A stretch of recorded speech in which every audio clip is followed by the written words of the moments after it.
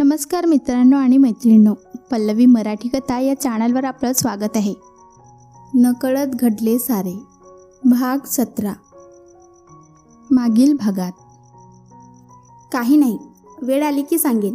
बरं चल, मी तुला घरी सोडतो, आराम कर. अभिने नंतर सांगेन असं म्हटलं, मात्र ती गप्प बसली. कारण तिला विश्वास होता अभि तिच्याबरोबर कधीच काही चुकीचं वागणार नाही. आणि मग अभि म्हणतोय म्हणून मग ती गप्प बसली आणि पुन्हा त्याच्यासोबत घरी यायला तयार झाली. आता पुढे. अभिवर हमला करणारा हाती लागला होता. खूप मार बसल्यावर अभिच्या हमल्याचा खरा सूत्रधार कोण आहे हे देखील कळलं होतं आणि लवकरात लवकर त्याची खबर घ्यायची असं अभिने ठरवलं होतं. पण या सगळ्या गोष्टी करताना पियाला काही होऊ नये किंवा काही करू नये याची देखील काळजी तो घेणार होता. आणि वेळ आली की सगळं खरं स्वतः पियाला सांगणार होता. तोपर्यंत तिच्यापासून शक्य तेवढ्या लांब राहायचं असं त्याने ठरवलं होतं. आता पिया पूर्णपणे बरी होती आणि नियमित ऑफिसला येऊ लागली होती. पण अभि मात्र ऑफिसला येणं टाळत होता. काही असेल तर तो अपूला काम करायला सांगत होता. पियाला ही गोष्ट कळत होती की अभि तिच्या समोर येणं टाळतोय, पण का हे मात्र तिला कळत नव्हतं. काय झालं आहे सरांना? ते आजकाल ऑफिसला येणं का टाळत आहेत?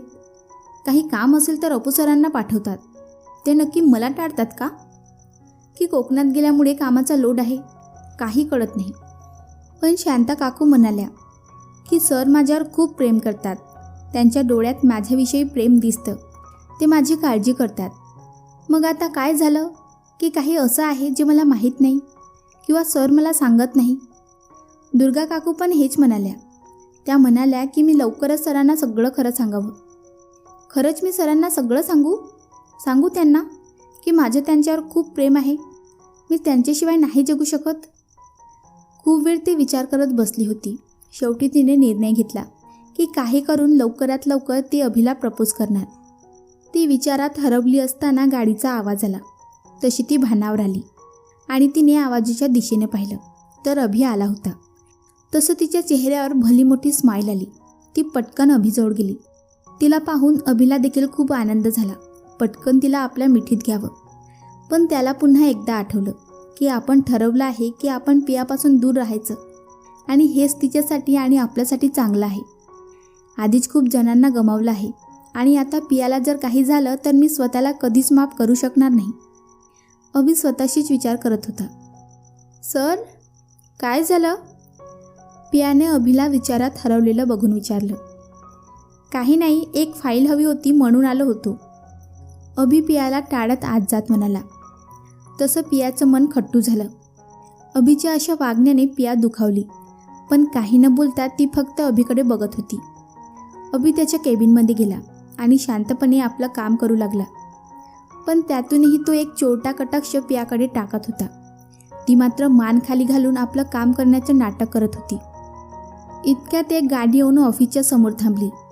पियाने त्या गाडीकडे पाहिलं आणि तिच्या कपाळावर आठ्या आल्या. तिच्या डोळ्यात राग जमा झाला, कारण तिला समोरून रिया येताना दिसली. रिया इनामदार, शॉर्ट ड्रेस, मोकळे सोडलेले केस, डोळ्यावर गॉगल आणि भडक मेकअप. आता ही का आली इथे? सरांनी बोलावलं आहे का? नाही, नसेल बोलावलं. बोलावलं असतं तर मला सांगितलं असतं. पण सध्या ते जे वागतायत त्यावरून तरी असं वाटतं की ते मला तरी का सांगतील ते? ती तिच्याच तंद्रीत विचार करत होती. रिया तिच्या समोर येऊन उभी राहून चुटकी वाजवते तशी ती भानावर येते. हे यू! रिया फुल ॲटिट्यूडमध्ये पियाला आवाज देते. काय मॅम? तिच्या अशा वागण्याच्या पियाला खूप राग येतो, पण तरीही ती स्वतःला शक्य तेवढं शांत ठेवत तिला उत्तर देते. तुझे बॉस कुठे आहेत? मला त्यांना भेटायचं आहे. रिया डोळ्यावरील गॉगल काढत विचारते. पियाने फक्त केबिनकडे बोट दाखवून तिला तिकडे जायला सांगितलं आणि मग रिया केबिनकडे निघून गेली. Hello mister Patil. Riya. Miss Inamdar, तुम्ही इथे? तिला बघून अभिचं डोकं सटकलं, पण तरीही चेहऱ्यावर कोणतेही भाव न दाखवता त्याने निर्विकारपणे तिला विचारलं. म्हटलं पाहूया काम कुठपर्यंत आलं आहे. खूप दिवस झाले तुम्ही इथे नव्हतात, मग मी पण इकडे आले नाही. आता तुम्ही आले आहात तर आपण पण येऊन इथलं काम बघूया, सो आले.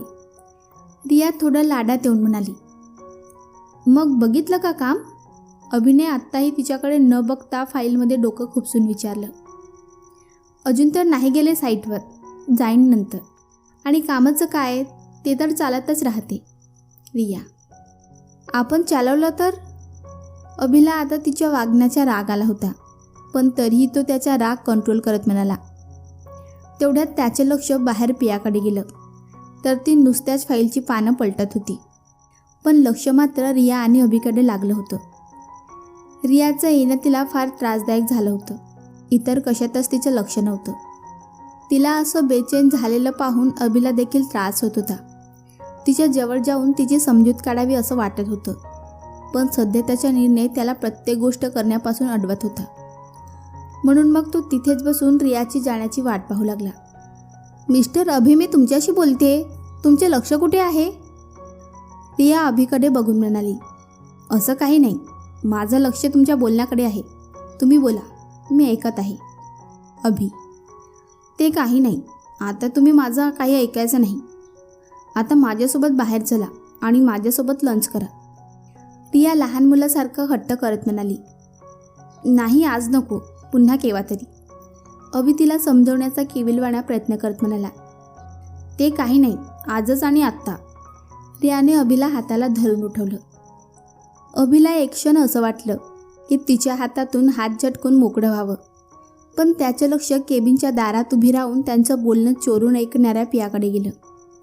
तसं त्याच्या डोक्यात एक विचार आला.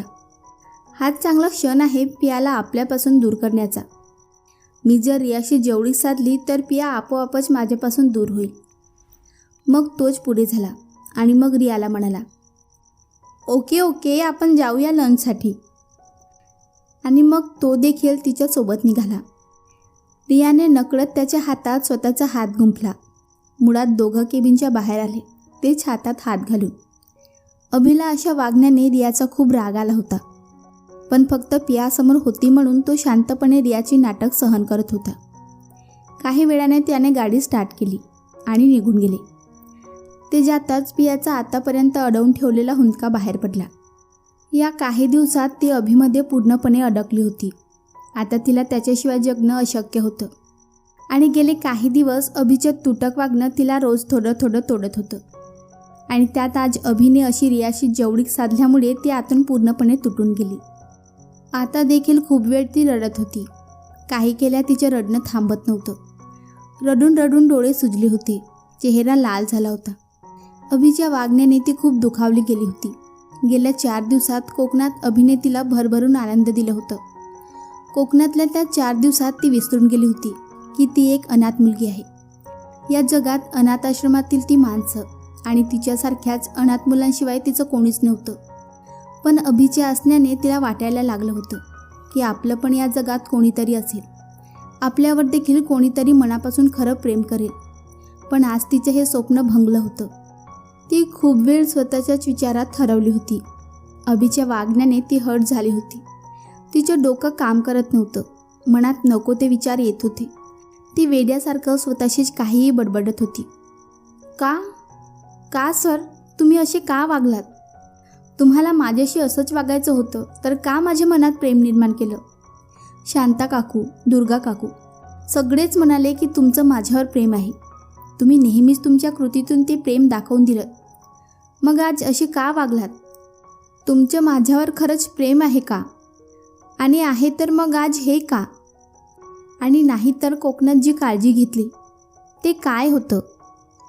आणि ती हडळ रिया आजच नेमकी कशी आपल्यामध्ये आली?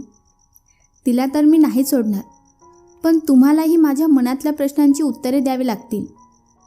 आता संध्याकाळ होत आली होती.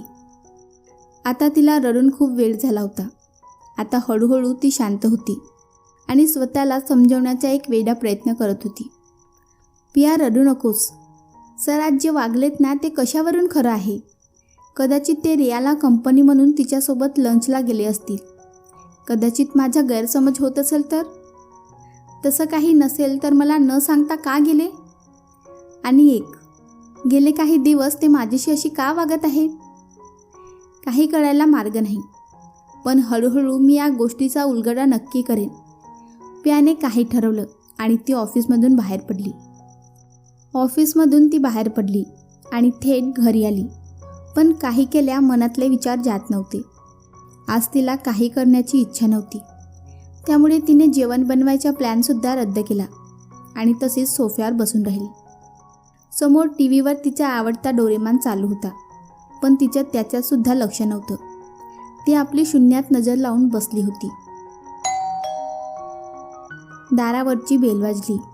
दारावरच्या बेलने तिची तंद्री भंगली आणि मग तिने जाऊन दरवाजा उघडला. पाहिलं तर समोर अपू उभा होता. अपू सर, तुम्ही इथे? ते पण या वेळेला? पियाने दरवाज्यात उभं राहून आश्चर्याने विचारलं. हो सांगतो, पण आधी आत तर येऊ दे. अपू, हो या ना. पिया त्याला आत घेत म्हणाली. अपू आत आला आणि सरळ सोफ्यावर बसला. हो, मला खूप कंटाळा आला होता घरी जायचा. मस्त बाहेर जायचा प्लॅन होता माझ्या निशासोबत. अपू, मग काय झालं, का नाही गेलात? पियाने थोडं त्रासिक नजरेनं विचारलं. तिला असं पाहून अपू म्हणाला, तुला मी इथे आलेलो आवडलं नाही का? तसं असेल तर सांग. नाही सर, असं कुठे म्हणते? बस जरा थकली आहे. पिया सर्वासरव करत म्हणाली. अगं म्हणून तर इथे आलो. अपू, म्हणजे? पियाने न समजून विचारलं. हे बघ, मी निशासोबत बाहेर जाणार होतो, पण तिने नेहमीप्रमाणे माती खाल्ली. अपू, म्हणजे? पियाने पुन्हा न समजून विचारलं. अगं तिला एमर्जन्सी आली हॉस्पिटलला, म्हणून मग तिथे तिला जावं लागलं. मग मी एकटा काय करू? पण मला खूप भूक लागली होती. मग मला तुझ्या हाताच्या जेवणाची आठवण झाली आणि म्हणून मग मी इथे आलो. आता तू तरी मला जेवायला देणार आहेस की मी जाऊ? आणि मग तो तिच्याकडे उत्तराच्या अपेक्षेने बघू लागला. पण ती मात्र शांतपणे आणि निर्विकारपणे त्याच्याकडे फक्त बघत होती. पण डोक्यात मात्र वेगळेच विचार चालू होते. चल मी निघतो, अपू बोलला आणि सरळ उठून निघाला. त्याला निघताना पाहून पिया सतर्क झाली आणि मग म्हणाली, सर कुठे चाललात? तुम्हाला भूक लागली आहे ना? मी काहीतरी बनवते, तुम्ही बसा. बनवते म्हणजे? तू जेवण नाही बनवलं? आणि का? अपू, ते मला भूक नव्हती म्हणून. पिया कसं तरी म्हणाली. का भूक नव्हती? अपू, असंच कंटाळा आला होता. पिया, मग राहू दे, मी बाहेरच जाऊन जेवतो. अपू, का? मी बनवते ना. पिया त्याला थांबवत म्हणाली. आता तू कधी बनवणार? ते कधी होणार? मला खूप भूक लागली आहे. अपू, मी बनवते ना पटकन. पिया, नको, वेळ लागेल. पण आपण एक काम करू, मी इथेच काहीतरी मागवतो. तू पण जेवली नाहीस ना? मग तू पण माझ्याबरोबर जेव. तसंही तू जेवली नाहीस ना, मग मला कंपनी दे. अपू. पियाने मग काही वेळ विचार केला आणि म्हणाली, ठीक आहे. तसं अपूच्या चेहऱ्यावर एक विजयी हास्य पसरलं आणि मग त्याने जेवणाची ऑर्डर दिली. जेवण येईपर्यंत अपू आणि पिया गप्पा मारत बसली. गप्पा मारता मारता अपूला पियाच्या मनातल्या बऱ्याच गोष्टी कळल्या. काही वेळात जेवण आलं. मग अपूने हट्टाने पियाला जेवू घातलं आणि तो त्यानंतर तिथून निघाला. अपू तिथून निघाला. तो थेट अभिच्या घरी आला आणि अभिच्या रूममध्ये त्याच्या समोर येऊन बसला आणि म्हणाला, झालं तुझं काम, जेवली तुझी पिया. Thank you so much. अभि हसून म्हणाला, यू मोस्ट वेलकम. अपूने पण हसून प्रत्युत्तर दिलं. बरं मला सांग, गेले काही दिवस तू तिच्याशी अलिप्त अलिप्त वागत आहेस आणि आज त्या रियाबरोबर मिळून तू जे काही वागलास, तिला त्याचा जो त्रास झाला आणि त्यामुळे ती जेवली नाही, तर तू इतका बेचैन झालास. माझी रोमॅन्टिक डेट मातीत मिसळली. मला पियाशी खोटं बोलायला लावलंच. इतकं प्रेम करतोस तिच्यावर, मग तिच्यापासून दूर जाण्याचे हे नाटक का? अपू, तुला सगळं माहीत असताना तू असं कसं बोलू शकतोस?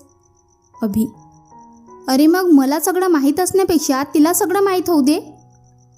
अपू जरा चिडत म्हणाला, वेळ आली की सांगणार आहे आणि आत्ता सांगून काय होणार?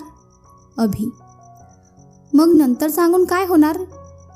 जे आता होणार तेच नंतर होणार आणि काय होणार आहे हे तू ठरवू नको.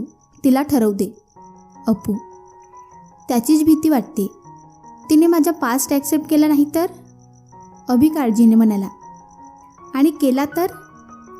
मग तिच्यापासून दूर राहून तुला हे कसं कळणार? तिला तुझं प्रेम कळू दे आणि मग तुला कळेल की तिचं किती प्रेम आहे तुझ्यावर. अपू अभिला समजावत म्हणाला.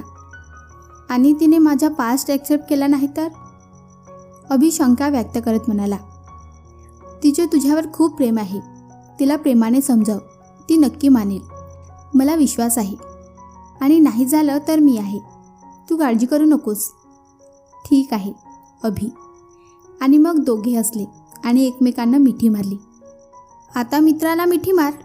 एकदा पियाला मिठी मारली की आमच्या मिठीची गरज भासणार नाही. अपू खट्याळपणे म्हणाला. तसं अभिने त्याला एक हलकी चापट मारली. चल जा तुझ्या घरी, खूप रात्र झाली आहे. अभि म्हणाला. हो हो, आता काम झालं ना तुझं. यालाच म्हणतात गरज सरो वैद्य मरो. दोस्त दोस्त ना रहा, प्यार प्यार ही रहा. अपू नौटंकी करत गाणं म्हणाला. तसं अभिने त्याच्या दिशेला उशी फेकून मारली.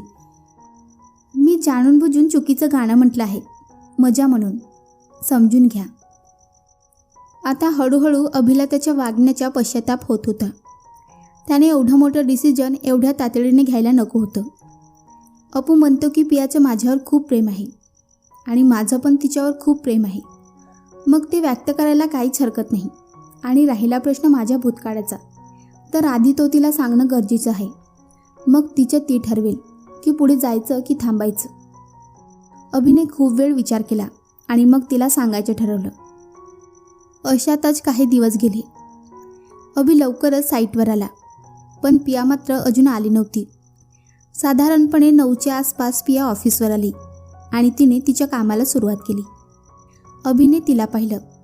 एक वेळ त्याला वाटलं की तिला जाऊन भेटावं, एवढ्या दिवसातील दुरावा एका क्षणात मिटवावा, तिला दिलेल्या त्रासाबद्दल तिची माफी मागावी. पण ती आता कशी रिॲक्ट करेल आणि ती त्याला माफ करेल का माहीत नव्हतं. पण त्याच्यासाठी प्रयत्न करणे गरजेचे होतं. त्याला त्याचं प्रेम व्यक्त करायचं होतं, तिचे प्रेम मिळवायचं होतं. पण या सगळ्यांशी सुरुवात करायची कशी, हा प्रश्न होता. अभि त्याच्याच विचारात होता आणि त्याने जेव्हा बाहेर पाहिलं तर पिया नव्हती. तसं तो पटकन उठला आणि बाहेर आला. ती तिच्या डेस्कवर नव्हती. तसं तो केबिनच्या बाहेर आला आणि तडक साईटवर गेला. तर पिया तिचं काम चोखपणे करत होती. मालाची तपासणी करत होती. काम कुठपर्यंत आलं पाहत होती. अभिने तिला काम करताना पाहिलं. तिला काम करताना पाहून त्याला खूप समाधान झालं आणि मग अभि हळूच तिच्या जवळ गेला. पिया पिया. अभिने प्रेमाने तिला आवाज दिला. तसं तिने मागे वळून पाहिलं आणि म्हणाली. सर, ही लिस्ट, हा माल मागवावा लागणार आहे. आणि हो, काम लवकरात लवकर पूर्ण करावं लागणार आहे. मिस्टर इनामदार चौकशी करत होते.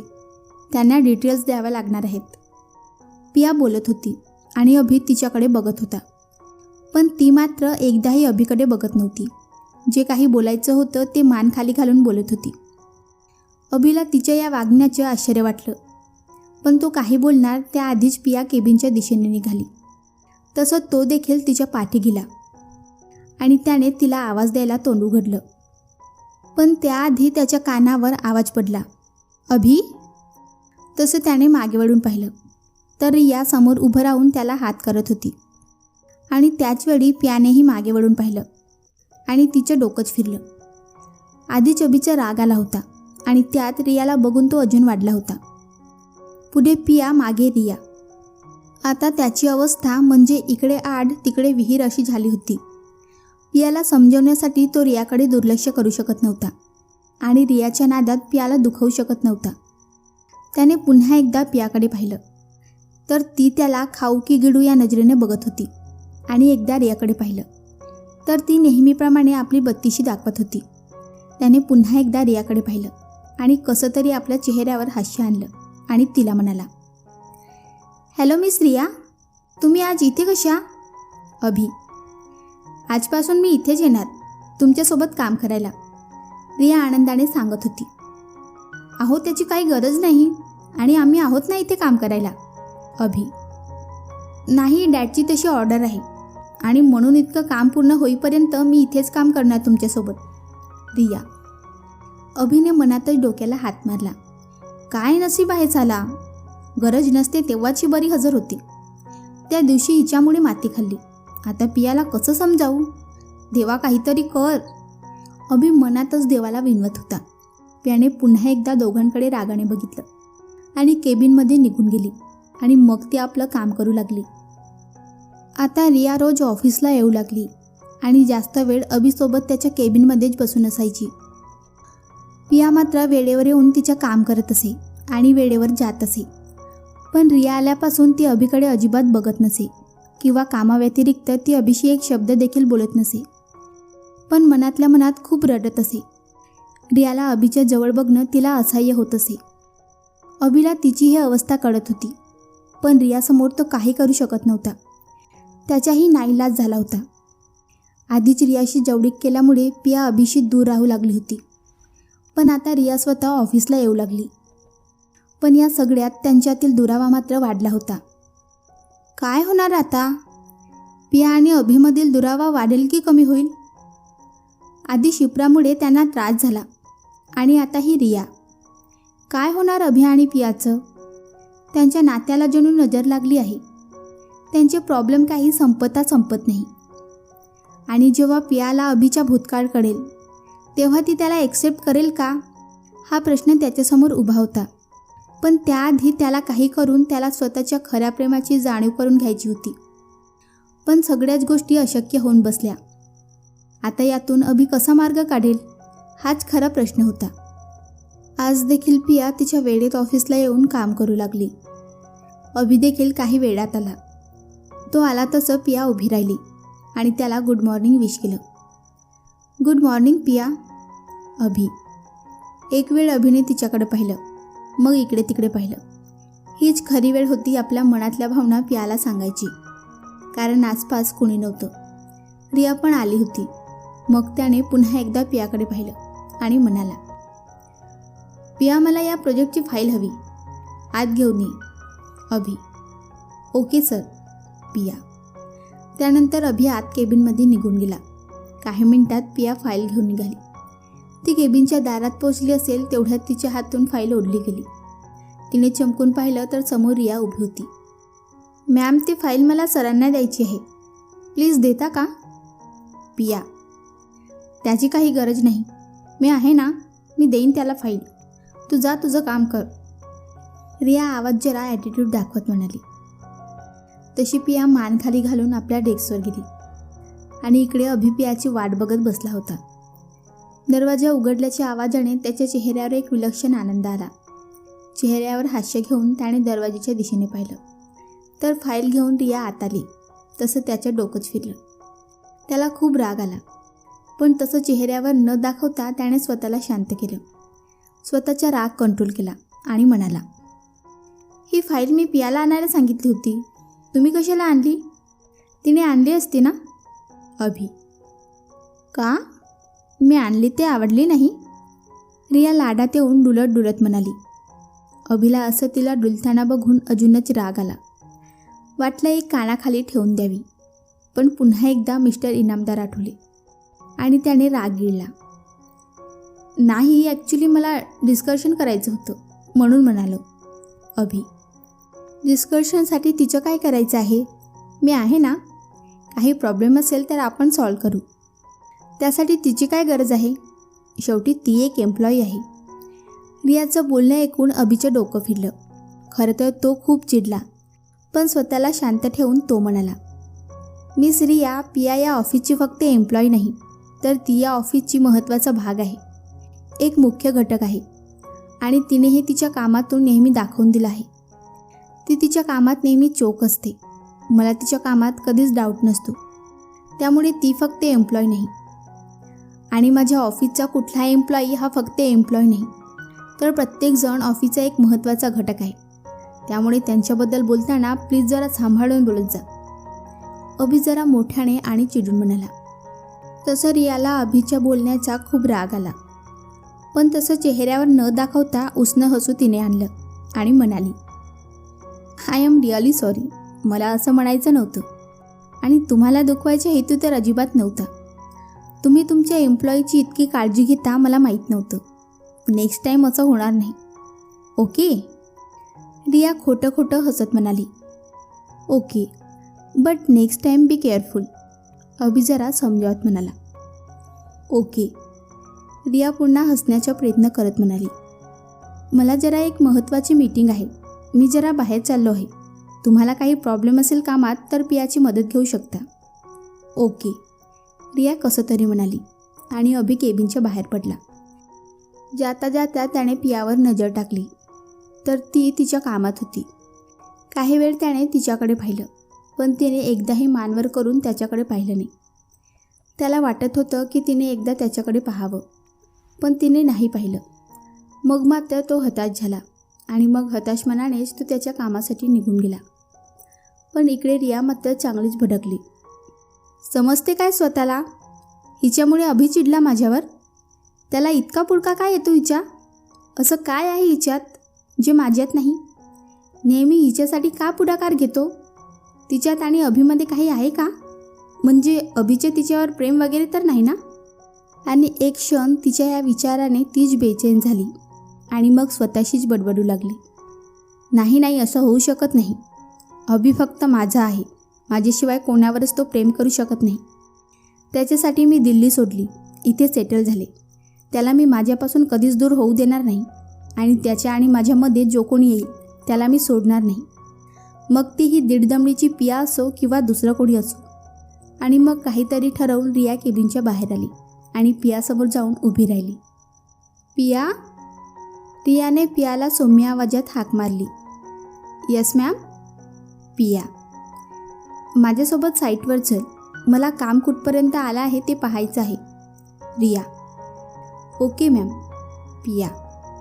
त्यानंतर दोघी साईटवर निघाल्या आणि हळूहळू चालत होत्या. रिया इकडे तिकडे बघत होती तर पिया मात्र तिच्या मागून कामाचे निरीक्षण करत चालली होती. थोड्या वेळात दोघी साईटवर पोचल्या. रियाने इकडे तिकडे नुसती नजर टाकली आणि मग पियाकडे बघून म्हणाली, झालं काम बघून? चल आता. तिच्या बोलण्याच्या पियाला थोडं आश्चर्य वाटलं, पण ती काही न बोलता तिच्या मागून निघाली. थोडं पुढे गेल्यावर रिया मागे वळली आणि म्हणाली, पिया तुला काही विचारू का? हो विचारा ना. पिया. आता दोघी एकत्र चालू लागल्या. तुला अभि कसा वाटतो? रिया. रियाच्या या प्रश्नावर पिया थोडी गांगारली. तिला आता काय उत्तर द्यावे समजत नव्हतं. अभिविषयी तिला काय वाटतं हे तिलाच कळत नव्हतं. कोकणातून आल्यानंतर अभि जे वागत होता ते का आणि कशासाठी हे तिलाच समजत नव्हतं. मग ती रियाला काय उत्तर देणार? तिला गप्प बसलेली बघून रियाने विचारलं, काय झालं पिया? तू गप्प का? सांग ना. मी काय सांगू मॅम? मला काय वाटणार त्यांच्याबद्दल? ते माझे बॉस आहेत आणि मी फक्त एम्प्लॉई. या पलीकडे आमच्यात काही वाटण्यासारखं नाही. तरी तो नेहमी तुझ्या कामाचं कौतुक करतो. आणि मग रियाने चालता चालता पटकन पियाच्या पायात पाय घातला आणि तिला पाडलं. पियाचे दोन्ही ढोबर आणि हात जमिनीला टेकले होते. तिच्या दोन्ही ढोबरांना मार बसला होता. खूप खरचटलं होतं, त्यातून रक्त येत होतं. पण तिची अवस्था बघूनसुद्धा रिया शांतपणे पियाकडे बघत होती. तिच्या या वागण्यावर पियाने तिच्याकडे चमकून पाहिलं. तसं रिया पुन्हा म्हणाली, काय झालं? आश्चर्य वाटलं? पण खरं सांगू, मला ते अजिबात आवडत नाही. पियाने पुन्हा तिच्याकडे चमकून पाहिलं. कारण माहीत आहे तुला? आणि ती मोठ्याने हसली आणि म्हणाली, माझे प्रेम आहे अभिवर खूप आणि मी त्याच्याशिवाय इतर कुणाचा विचार करू शकत नाही. आणि इतकंच नाही तर त्याच्या आयुष्यात माझ्याशिवाय इतर कोणी आलेलं देखील मला चालणार नाही. मी त्याच्यासाठी माझे जीवही देऊ शकते आणि इतर कुणाचा जीवही घेऊ शकते. पिया आता हळूहळू उठून उभी राहिली. रिया वेड्यासारखं बडबडत होती. पिया स्तब्ध होऊन ऐकत होती. तुला माहिती आहे, मी दिल्लीमध्ये कॉलेजची ब्युटी क्वीन होती. कॉलेजचा प्रत्येक मुलगा माझ्यावर मरायचा, पण मी मात्र कुणालाच भाव दिला नाही. जन्मजात चांदीच्या चमचा तोंडात घेऊन जन्माला आले आहे मी, असं सगळे म्हणायचे. Beauty with brain. कॉलेजनंतर मी डॅडचे ऑफिस जॉईन केलं. तेव्हाही मोठ्या मोठ्या बिझनेसमॅननी मला मागणी घातली, पण मी मात्र कोणालाच भीक घातली नाही. पण 2 वर्षापूर्वी दिल्ली कॉन्फरन्सला अभिला पाहिलं आणि पहिल्याच नजरेत त्याच्या प्रेमात पडले आणि त्याच्या हुशारीने तर त्याच्यासाठी वेडीच झाले आणि मग कसलाही विचार न करता सगळं सोडून इथे सेटल झाले. आता तूच मला सांग, मी केलं ते चूक की बरोबर? आता पियाच्या डोळ्यात मात्र पाणी जमा झालं. अभिच्या वागण्याने ती खचली होती, पण मनात कुठेतरी आशा होती की काहीतरी चमत्कार होईल आणि तिच्या अभि पुन्हा तिच्या आयुष्यात परत येईल. पण रियाच्या वागण्याने, बोलण्याने तिची ही आशा आज पूर्णपणे मोडून पडली होती. काही क्षणात सगळं संपलं होतं तिच्यासाठी. तिला वाटलं की रियाला सांगावं की तिच्याही अभिवर खूप प्रेम आहे, तिच्याकडे हात पसरवून भीक मागून आपला अभि परत मिळवावा. पण तिच्या गाऱ्हाणा ऐकण्यासाठी रिया होतीच कुठे? ती तर केव्हाच आपल्या गाडीत बसून निघून गेली होती. त्यानंतर पिया पुन्हा हताश मनाने ऑफिसमध्ये आली आणि मग आधी लंगडत लंगडत अभिच्या केबिनमध्ये गेली. त्याच्या सगळ्या वस्तूवर प्रेमाने हात फिरवत होती आणि त्यावेळी तिच्यासोबत होते ते तिचे अश्रू, जी नेहमी तिच्या सुखदुःखात तिची साथ देत असत. काही क्षण तिथेच थांबून ती पुन्हा आपल्या डेस्कवर आली आणि मनात नसताना देखील तिने पुन्हा स्वतःला आपल्या कामात गुंतवून घेतलं. पण मन काही गुंतत नव्हतं. पण आता अभिपासून दूर राहायचं हा निर्धार पक्का होता. कितीही केलं तरी तिची आणि रियाची बरोबरी होण्यासारखी नव्हती. रिया श्रीमंत, सुंदर, हुशार, तर याउलट ती मात्र अनाथ आणि अभिच्या ऑफिसमध्ये मंथली सॅलरीवर काम करणारी एक साधारण एम्प्लॉई होती. आणि रिया अभिला सुखात, आनंदात ठेवू शकत होती आणि ती तर अभिला काहीच देऊ शकत नव्हती. संध्याकाळपर्यंत ती काम करत होती आणि मग उदास हताश मनाने घरी आली. आज देखील तिला काही करण्याची इच्छा नव्हती. ती तशीच बसून होती. रात्री शेवटी रडून रडून उपाशीच ती सोफ्यावर झोपली. अभि देखील उशिरा घरी आला आणि नेहमीप्रमाणे त्याने कॅमेरा ऑन केला आणि स्क्रीनवर पियाला पाहू लागला. तर पिया शांतपणे झोपली होती, तसं तो देखील शांतपणे झोपला. तर मित्रांनो आणि मैत्रिणींनो, तुम्हाला आजचा भाग कसा वाटला कमेंट करून सांगा. व्हिडिओला लाईक करा आणि चॅनलला सबस्क्राईब करून बाजूची घंटी ऑलवर सेट करायला विसरू नका. भेटूया पुढच्या भागात. धन्यवाद.